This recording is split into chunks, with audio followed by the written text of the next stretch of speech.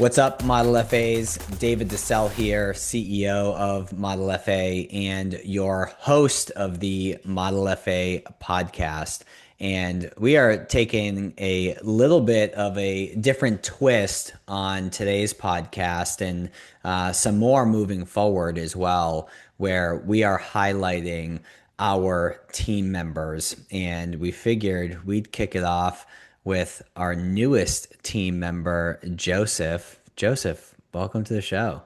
Thanks for having me, David. Looking forward to it. Let's rock. So, for everyone tuning in, we've been super pumped to add Joseph to the team towards the beginning of July. He did a lot of work with us in the months leading up to July, albeit part time as he was sunsetting his previous role.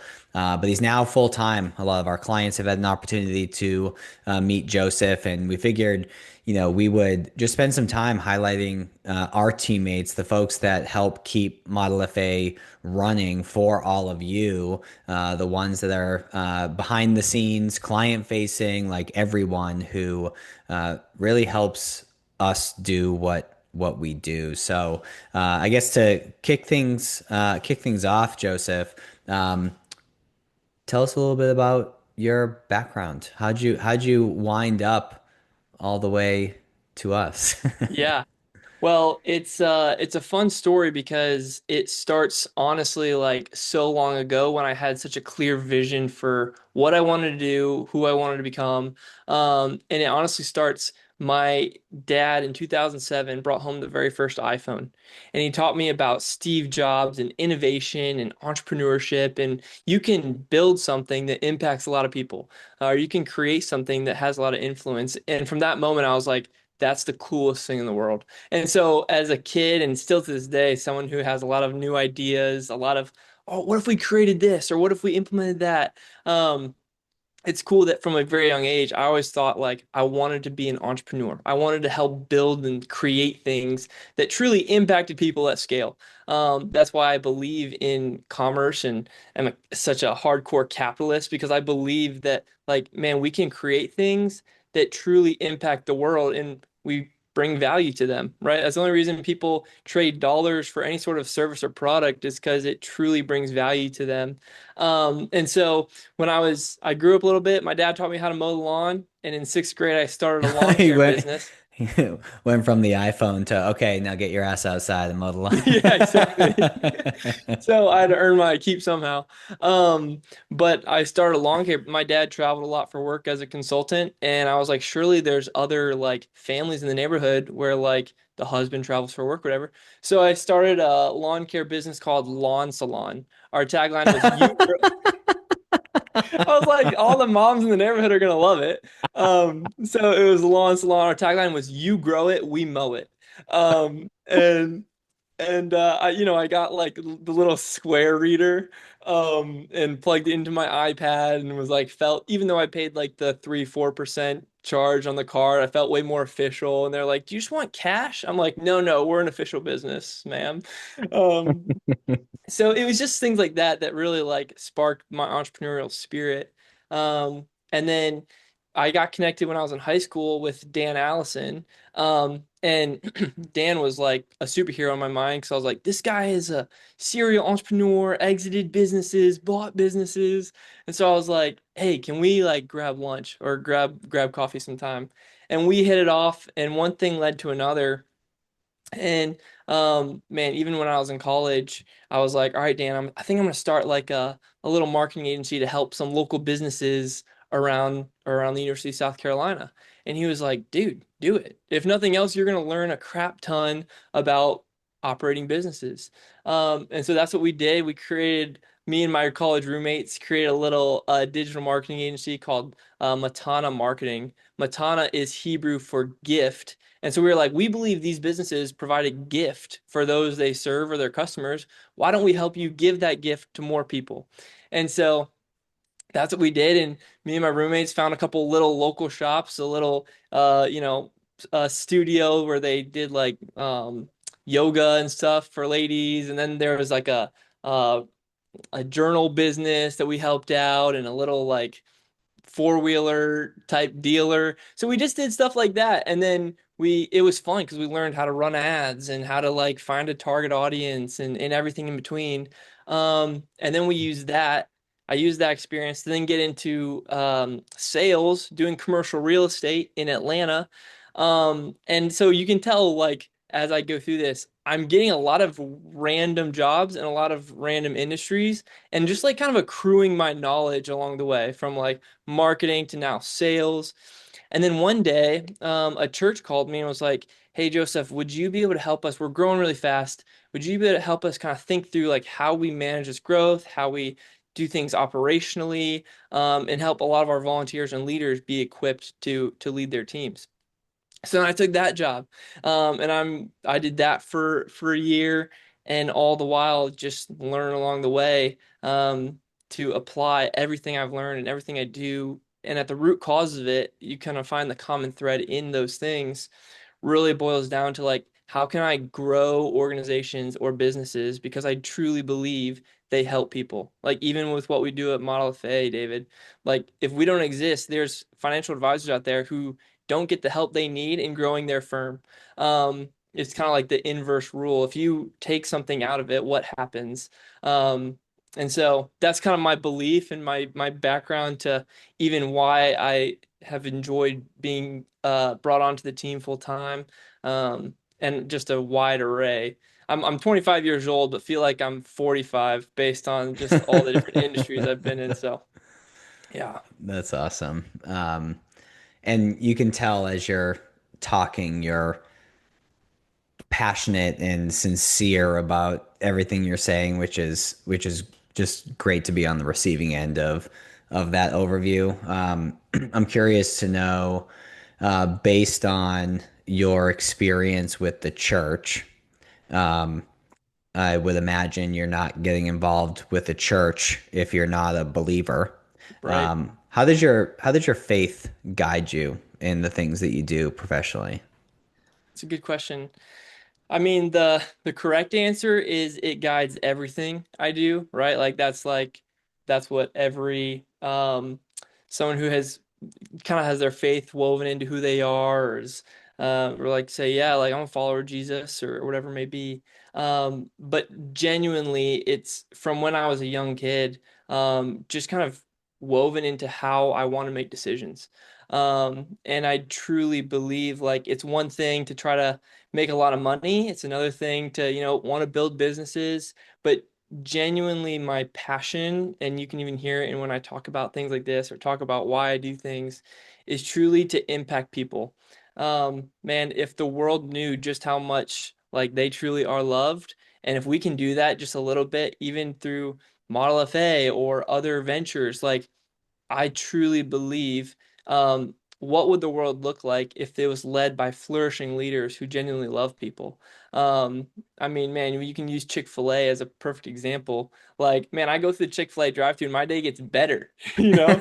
Um, and so it's like that same philosophy of like, man, how can I truly love people, and use my natural gifts and talents and what I'm really good at in order to do that? And so obviously there's things that I feel like God has uniquely gifted me and how I think and how I process things and just my passion to create and build things and help organizations grow.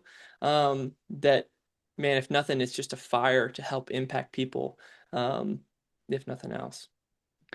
Well, another business idea for you. I've been seeing it pop up more and more since you brought up Chick-fil-A. People have been talking about starting a food truck that serves chicken sandwiches where they park outside Chick-fil-A's on Sunday and they call it Side Chick. So you could always you could always roll that out too. That's so good. It's funny because I always crave Chick-fil-A on Sunday. For real, Um, dude. it's like you can't have it, so your body's like, give me the Chick-fil-A. Yeah, that's That's funny. hilarious. Before we get into what you're excited about with some of the things that you're working on with Model FA now, I would like you to share. I remember you shared a very big goal of yours, life goal, particularly as it relates to your church. And part of the reason why you left the church in order to hit this goal. Can you shed some light on that? Yeah, I think I'm Make you very put it goal out to the world, so you have to do it I now. have to do it. I was gonna say I'm very goal oriented, David, and David knows this. So there's more than one, but I think I know the one he's referencing. Is along the lines of, man, I would love to be the person that contributes the greatest amount of donations or to our church. Is that one you're referencing? Oh yeah. Yeah. Man, I love like I want to use my gifts and talents. I genuinely believe that just how I'm wired and how I was created, I can genuinely help a lot of people and in turn build businesses that help a lot of people um and I will be naturally compensated for that. And so with that, I want to be someone who's extremely generous, and I want to be the person who contributes the most to our churches in Omaha, Nebraska, called Relevant. And it's just a place that I love. I love that church to death. I always say I'd take a bullet for that church any day of the week, and I love those people. But genuinely, like just the transformation that has happened in my own life because of that church, the transformation I see in what other people experience, just in what God is doing there, is super duper special. And so obviously that requires finances to do a lot of those things, right? For camps for kids and Sunday morning experiences. And so, man, I'm like, I believe in this so much. What would it look like to do everything I can do to use my gifts and talents to be the greatest contributor to donating to that church over anything else? And obviously, I'm a competitive person, so that's why I'm like, I got to be number one. But no, it's just because I believe so much in what's happening over there. I love it. Yeah. What are you excited about with what you're working on through Model FA?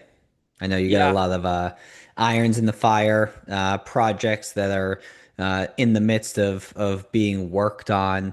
By the time this episode releases, there may be some of these things already live at Yep. this point. Walk us through what you're working on. Yeah. Well, there's a lot of cool things. Like you said, there's a lot of irons in the fire. But one of the things that I'm excited about in joining Model FA, specifically as like the chief growth officer, are just the things on the horizon that we have in store for genuinely helping advisors. Because I believe we are on the forefront of some really, really exciting tools and resources that serve advisors in ways they maybe never even thought possible. And what it looks like to implement AI and all this. Everyone's talking about AI out the wazoo, but it's like, what does that mean for the generic advisor, right? Whether you're just a small firm or a $50 billion firm, like what does that mean for me? And so some of the tools that we're working on are super duper cool, whether it's even our partnership with Wealthline or some of the AI tools and automations and how we generate leads and run marketing executions through AI and how we can, if you think about like, if you had all the knowledge in the world, what would you do with it? That's kind of, I feel like what we're establishing with a lot of these AI automations. Like if we could scrape the entire internet for information, what would we then do with it? And so if we can build tools like that for advisors, that's super duper exciting. Whether it's lead generation, whether it's automations and things that man take a lot of time in your day, that you can kind of outsource to a robot, essentially a very smart robot. Man, that's a huge win for advisors because a lot of advisors that we talk to, David, are super busy, and if there's low leverage tasks that they're doing, I think that bar for what a low leverage task really is changing because of how smart AI really can be and how it can be utilized. So there's a million things, and we can dive into whatever ones you think specifically, David, but around AI and how we automate things and really make the lives of advisors easier is exciting. And I believe at ModelFA, we are literally on the forefronts of it, discovering new uses for it every single day. There's something we've been working on that I don't even think exists yet. So it's pretty cool. Kind of like the approach that you took. You said we can dive deeper into any of those, but kind of want to keep it close to the vest and build some anticipation of some of the things that we're working on. But it's cool to see how between you and Graham and Dan and my wife Kennedy and the other folks that are contributing to the overall vision, how we've been able to transform beyond just a coaching and marketing company to something that can help free up a ton of time for advisors. So I think we keep the details close to the vest for now and build a little excitement. I love it. One of my favorite things that we've been talking about, even around some of these tools, are this is a great idea. It doesn't exist yet. Is it even possible? So the first step in the process for us is like me going into research, like, is this even humanly possible? And then I get back to the team like, yes, it's possible. Let's start building it. So there's cool stuff like that that obviously the momentum and the excitement and as an ideas and very entrepreneurial kind of minded individual, that part is super, super fun. Love So it. I like it. Keep the anticipation building. Well, Joseph, we're stoked to have you. This has been something I know, typically when someone leaves a job, they give a 2 week notice. And when you accepted your role here, you said, yes, but I'm giving my church a 2 month notice Yeah. to do Yeah. this very, very properly. So you Yeah. still were grinding around the clock on weekends and contributing to Model FA even before you officially joined, while maintaining your commitment to your previous employer. And I think that goes to show a lot of who you are as a human. And I hope that this is never the case, and our vision needs to be massive because your vision needs to fit inside of that as well. But at least I know, God forbid, something were to ever change in your vision, we at least have a 2 month notice from you. I'll make sure to hold you to that, but hopefully our vision continues to grow so that yours and other team members, future team members, can achieve everything that they've ever wanted as well, because we're all working together. So we're Yeah. stoked to have you, man. Man, it's so fun to be a part of a team like that, honestly, David. And genuinely, and that's one of my favorite lines, honestly. I don't even know where it's from, but your vision has to be big enough that others can fit inside of it if you want to attract world-class teams, right? I love that because I genuinely don't care if anybody ever remembers my name. I my only hope is that I help create things that impact the world. And in order to do that, I need to be a part of great teams, teams that I believe in and love to be a part of. And so to be a part of this team with what I believe is some very world-class talent, very high world-class talent at Model FA. It's exciting because I believe that vision is the gap between the vision and reality is not all that far. And so, yeah, it's a huge blessing, and I'm so I think I tell you this all often, but it's so grateful to be a part of this team with people you enjoy hanging out with, as well as admire and look up to. Love it. Well, besides modelfa.com, where people can check out a little bit more of your bio, where can they follow along with your journey? Yeah, all things professional on my LinkedIn. We'll include some sort of link to my LinkedIn and personally All and things golf and wife on your Instagram. yeah, my two favorite hobbies, hanging out with my wife and golfing on Instagram. So yeah, Love it. Well, Joseph, we're stoked to have you. I appreciate you taking some time out of your day to record this episode. I'm glad we were able to highlight you to our audience, and hope that you continue to meet more and more folks that obviously you will with the folks that we already work with, but you'll be on the front end. You are on the front end, I should say, with the sales process. So hopefully you get to meet a ton more advisors in your journey. So thanks for joining today, absolutely. and for everyone tuning in. Appreciate your time and attention. And I don't know if it's just your fit today or if you're golfing right after this, but you're wearing a golf polo, so you look the part, even if There you you aren't go. making it out there. There you go. You gotta look good to play good. And there That's you half the go. battle at least. Well, that hasn't worked for me, but I I digress. All right, love it. dude. Take care.